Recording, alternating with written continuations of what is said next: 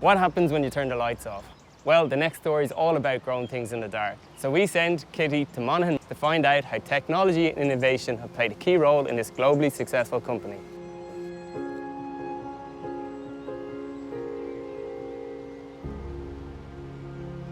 This facility, located in the middle of the countryside in County Monaghan, is in fact the site of one of the largest mushroom producers in the world.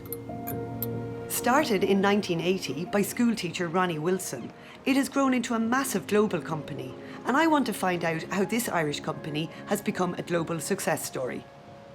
The first thing to understand is that mushrooms are grown in a material called substrate. It takes 4 phases to create this substrate, and it's in this material that mushroom mycelium can grow and establish itself. So the initial raw material is a byproduct from the grain industry?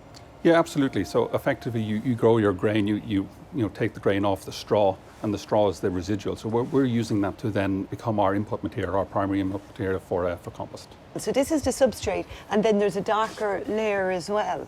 Yeah, so the substrate is here. This is your straw and your compost. So you can see that the straw has been taken, it's been broken down. You can see the white specks there, and that's the mushroom mycelium running through the straw. And it's going to extract all the nutrient from that straw and very much pull it through whenever we get to the fruiting stage of our mushrooms. And then spent mushroom, it's a well-known soil conditioner. How does that work, I suppose, the whole circular economy model of the business? We then take that spent compost and bring that back essentially to the tillage farmers from which we took it, and they use that as a soil conditioner, offsetting the need for artificial fertilizer. So really circular, and something that can be very sustainable because you repeat that over and over.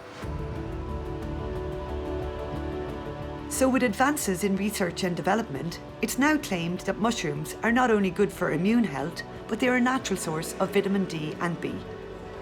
I'm going to talk to head scientist Jude Wilson to get an insight into how science plays a role here at Monaghan Mushrooms.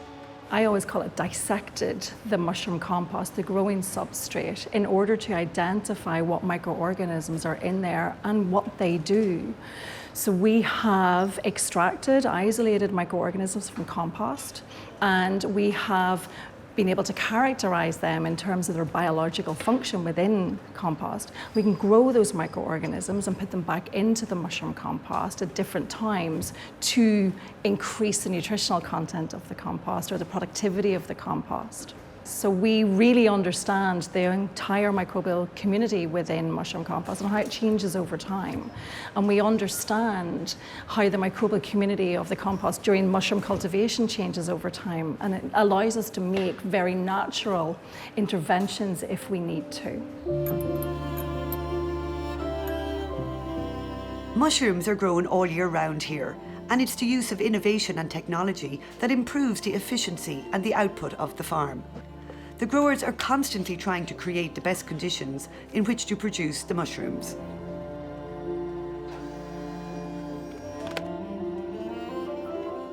Growing houses themselves are all controlled by computers, and in that we're trying to control the temperature, we're trying to control the humidity, and we're balancing the carbon dioxide and the oxygen. And the computer is picking up sensor messages to do that. If I was to select a mushroom for harvesting here, what would I be looking for? Right, that's not an easy question, and I'd probably need 12 weeks, Kitty, to train you to be able to do that. So on this bed, it's probably all about separation. This probably looks like a baby button that you would see in a punnet. If we pick that correctly, the mushrooms around it will be golf balls tomorrow.